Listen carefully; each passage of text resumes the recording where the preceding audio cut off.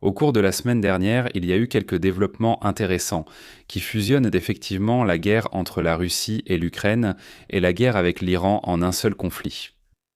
Nous ne sommes toujours pas dans une véritable guerre mondiale, car il n'y a aucun acteur qui se bat sur deux fronts simultanément, comme les États-Unis pendant la Seconde Guerre mondiale. Mais cela relie davantage les résultats sur le champ de bataille, et cela aura des implications durables sur la façon dont les lignes de front seront divisées. Oui, nous ajoutons une nouvelle connexion entre l'Ukraine et l'Arabie saoudite, en plus de renforcer le lien entre la Russie et l'Iran. En résumé, l'Ukraine et l'Arabie saoudite ont désormais une relation contractuelle dans le domaine de la défense, et la Russie serait sur le point de fournir une aide létale à l'Iran. La version longue soulève des questions sur les raisons pour lesquelles ces relations n'ont pas eu lieu plus tôt, et sur ce que cela révèle de l'état de la guerre avec l'Iran pour des guerriers du clavier moins informés comme nous. Abordons l'affaire entre l'Arabie saoudite et l'Ukraine. Zelensky a fait une visite surprise à Riyad parce que le prince héritier souhaite acheter, devinez quoi? Oui, des contre-mesures contre les drones Shahed. Maintenant, pourquoi cela se passe-t-il en mars 2026 et non en mars 2023? Bonne question. La majorité des débats sur l'absence de défense anti-drone pendant la guerre avec l'Iran portent sur le rôle des États-Unis. Nous avons déjà discuté de la théorie « tirer sur l'archer, pas sur la flèche », donc je ne vais pas perdre votre temps à la revoir aujourd'hui, d'autant plus que le nom dit exactement ce que c'est. Nous n'avons pas encore vu pourquoi les pays arabes ne l'ont pas simplement fait eux-mêmes. On pourrait dire que ce sont les États-Unis qui ont déclenché cette guerre, donc il devrait leur revenir de résoudre le problème. Cependant, cela va à l'encontre des réalités politiques et pratiques de cette situation. Politiquement, prenons l'Arabie saoudite comme exemple. Riyad a plaidé pour le déclenchement de la guerre et plaide actuellement pour sa poursuite. On a l'impression que l'Arabie saoudite devrait assumer une part de responsabilité dans le conflit. Je ne cherche pas à critiquer ici, car le gouvernement saoudien serait d'accord sur ce point. Donc, si la coordination des opérations offensives est trop difficile, la demande suivante logique est que ces pays assurent eux-mêmes leur propre défense. Concrètement, comme l'a montré l'Ukraine, la meilleure façon d'abattre des Shahed depuis le sol est d'utiliser une défense multicouche. Il faut des unités d'interception réparties dans tout le pays pour réduire le nombre de Shaheds à mesure qu'ils arrivent. C'est quelque chose que seul le pays concerné peut faire. Il serait très difficile pour les États-Unis de venir faire cela dans l'urgence. Cela nécessiterait trop de soldats qui devraient en rester dans ces endroits indéfiniment. Les contraintes économiques de la situation imposent que l'Arabie saoudite assure cette couverture. Et donc l'énigme demeure. Pourquoi l'Arabie saoudite n'a-t-elle pas acheté et installé ses défenses il y a des années? La menace des Shahed est connue. L'Ukraine a mis en place des contre-mesures éprouvées et économiques il y a plus d'un an. L'Arabie saoudite n'aime pas l'Iran, l'Iran fabriquait des Shahed pour la Russie et la Russie tirait des Shahed sur l'Ukraine. Il semble tout à fait naturel de boucler la boucle et que l'Arabie saoudite collabore avec l'Ukraine. De plus, la situation financière semble parfaite pour cette relation. Je me rappelle plusieurs présidents américains ayant critiqué les dépenses de défense européennes au fil des ans. Je ne me rappelle pas qu'un président américain ait jamais critiqué les dépenses de défense de l'Arabie saoudite. En effet, le budget de la défense de l'Arabie saoudite est énorme. Elle se classe au 7e rang mondial en termes de dépenses totales de défense et consacre chaque année 7,4% de son PIB à son armée. C'est presque 50% de plus que ce qu'exige l'engagement de la haie des pays de l'OTAN. Au final, l'Arabie saoudite se classe au 4e rang mondial en termes de dépenses en pourcentage du PIB, derrière l'Ukraine avec 31%, Israël avec 8,8% et l'Algérie avec 8,0%. Elle se classe juste au-dessus de la Russie, qui mène actuellement la plus grande guerre terrestre en Europe depuis la Seconde Guerre mondiale. Prenez un moment pour réfléchir. Et notez aussi que la Russie pourrait mentir sur ses dépenses. Quoi qu'il en soit, l'Ukraine a un besoin urgent d'investissement. Il semble donc naturel que Riyad accorde une ligne de crédit à l'Ukraine pour tester des intercepteurs, puis les fabriquer pour l'Arabie saoudite. Et même si les usines ukrainiennes sont trop occupées à produire des intercepteurs pour la consommation intérieure, ce que l'Ukraine ne pense pas être le cas, rien n'empêche un accord de licence pour installer des usines en Arabie saoudite. Pourtant, malgré tout cela, il n'y a eu aucun accord jusqu'en mars 2026. Le problème était que l'Arabie saoudite et d'autres, y compris Israël, essayaient de ménager la chèvre et le chou. Ils voulaient être alignés avec certaines parties de la coalition occidentale tout en maintenant des liens amicaux avec la Russie. Investir dans le secteur de la défense ukrainien romprait cette relation. Ainsi, l'Arabie saoudite ne recevait pas le même type de transfert technologique de l'Ukraine que ceux que l'OTAN reçoit constamment. D'où la position précaire dans laquelle ils se sont retrouvés le 28 février. À ce stade, il n'y a plus de numéro d'équilibriste à tenir. La guerre est réelle. Les attaques de Shahed sont réelles. Pour obtenir les meilleures solutions, l'Arabie saoudite doit faire de l'Ukraine un partenaire. Et cela maintiendra l'Arabie saoudite dans cette grande sphère de défense bien après la fin de la guerre avec l'Iran.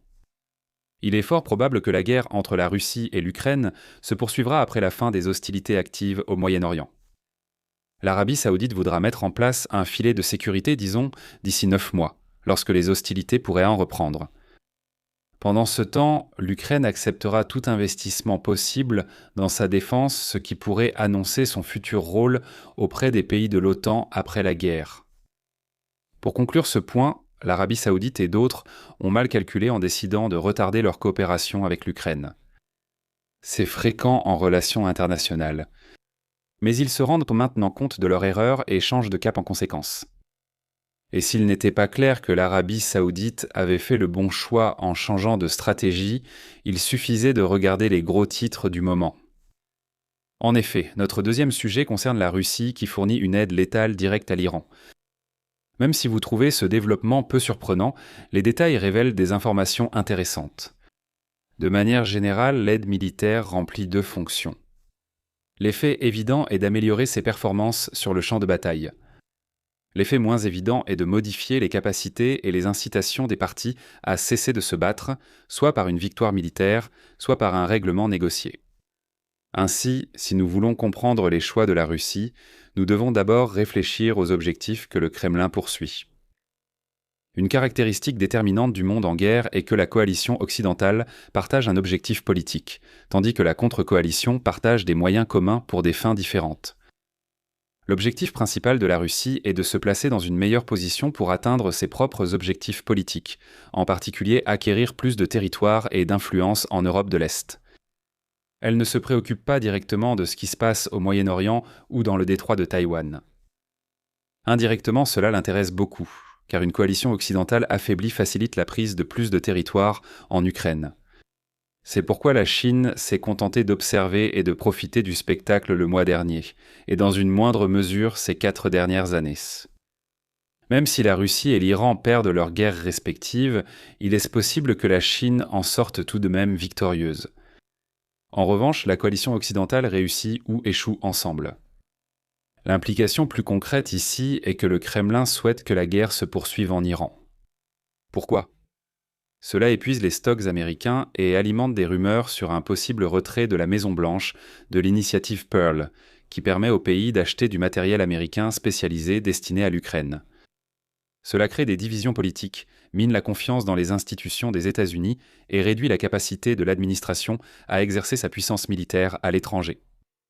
En fait, cela s'applique à n'importe quelle administration, celle en place ou une future. Ces divisions politiques en s'étendent aussi sur la scène internationale, où la Russie prend un malin plaisir à voir l'Europe et les États-Unis se chamailler.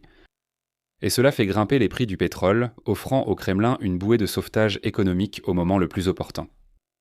Si l'on remonte au début de la guerre en Iran, je sais, il y a tout juste 4 semaines, la Russie n'a pas proposé d'aide qui aurait coûté cher. Au contraire, Moscou a commencé à partager des renseignements et une assistance au ciblage avec l'Iran. Sans aucun doute, cela était vital du point de vue de l'Iran. Le coût principal des réseaux de renseignement est la construction des systèmes. Une fois construit, le coût marginal du partage d'informations est proche de zéro. C'est pour la même raison que les États-Unis ont continué à fournir une aide en matière de renseignement à l'Ukraine, malgré les réserves de Trump sur tout le reste. Ainsi, tant que le Kremlin tirait ne serait-ce qu'un léger bénéfice du succès de l'Iran dans la guerre, alors l'Iran recevrait cette assistance. Revenons à aujourd'hui et maintenant nous commençons à voir la Russie faire certains compromis significatifs. Les rapports indiquent que le Kremlin prévoit d'envoyer des médicaments, rien de sérieux, de la nourriture, peu importe, et des drones. Oh. Oui, très bientôt.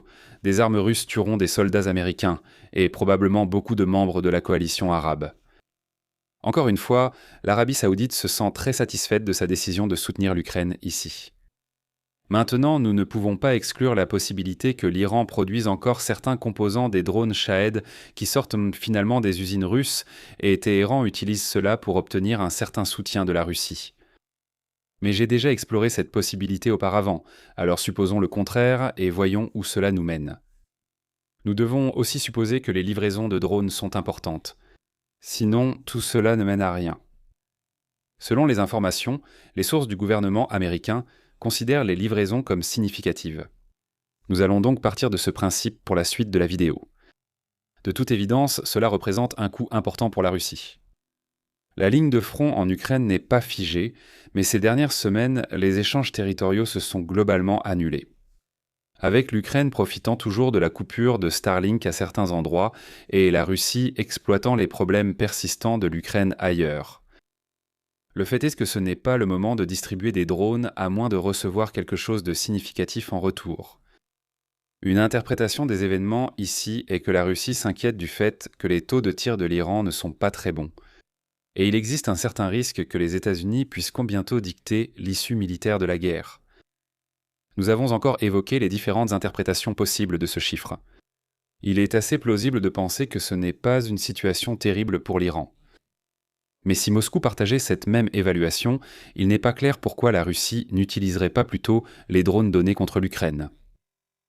Je recommande néanmoins de ne pas trop interpréter la situation précaire de l'Iran comme le facteur clé du choix de la Russie de transférer.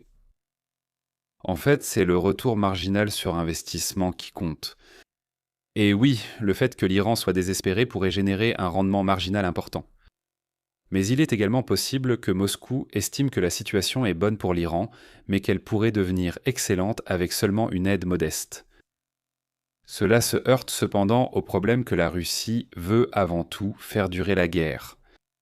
L'explication la plus simple est que l'Iran a besoin d'aide, sinon les dirigeants chercheront une porte de sortie. On voit aussi les tensions dans cette relation à ce qui ne figure pas dans le transfert. Les défenses aériennes. Cela devrait certainement être une priorité absolue pour l'Iran. Mais Moscou semble clairement ne pas être intéressé à fournir ce genre d'équipement. Une partie de l'histoire porte sur les besoins de la Russie. Nous venons d'examiner dans notre dernière vidéo les frappes massives de l'Ukraine sur 2 terminaux pétroliers de la mer Baltique. La Russie ne peut pas soutenir l'effort de guerre si ceux-là et d'autres restent hors service indéfiniment. Chaque S-400 envoyé en Iran est un S-400 qui ne protège pas le territoire russe. Une autre partie de l'histoire est que ces armes pourraient offrir peu de retour sur investissement. Rappelez-vous comme l'Occident hésitait à fournir du matériel lourd à l'Ukraine au début de l'invasion. Par crainte que la Russie ne fonce de toute façon sur Kiev, on pourrait raconter une histoire similaire. La Russie ne veut pas que les défenses aériennes iraniennes servent de cible d'entraînement aux États-Unis, comme au premier jour de la guerre contre l'Iran. Rappelez-vous, ce qui détermine l'assistance, c'est le taux de rendement marginal. Enfin, il y a un problème pratique. Les S-400 nécessitent une formation pratique pour être efficaces. Cela impliquerait d'envoyer des soldats russes en Iran pour former les Iraniens directement sur le champ de bataille. Ainsi, il pourrait arriver que des soldats russes tuent des pilotes américains. Ou bien des pilotes américains pourraient tenter de tuer des soldats russes en ciblant les défenses aériennes. Le premier cas crée un risque d'escalade et viole généralement le principe fondamental de rester une tierce partie dans une guerre. Rappelons-nous, nous voulons éviter une situation qui ressemble à une véritable guerre mondiale. Le second cas gaspille la vie d'un soldat russe. Et je ne veux pas dire que le Kremlin considère ces vies comme ayant une valeur intrinsèque, simplement que le Kremlin préférerait consacrer ses ressources aux priorités du Donbass. Alors, quelles sont nos conclusions pour aujourd'hui ? Eh bien, l'Arabie saoudite s'implique davantage dans la coalition occidentale en achetant des systèmes ukrainiens. Une phrase qui aurait pu me faire perdre toute crédibilité si je l'avais prononcée il y a 5 ans. La Russie fournit une aide létale à l'Iran. Ce n'est pas un bon signe concernant la situation militaire de l'Iran du point de vue iranien. Personne en Occident ne doit croire que cela signifie la fin imminente de la partie. Mais cette vidéo va bientôt se terminer. Le 29e jour consécutif est terminé. Accordez-moi une pause de 23 heures et 3 quarts pendant que vous regardez l'une de ces vidéos alternatives en attendant. Et si vous avez apprécié la vidéo d'aujourd'hui, alors merci de liker, partager et vous abonner, et je vous retrouve la prochaine fois. Prenez soin de vous.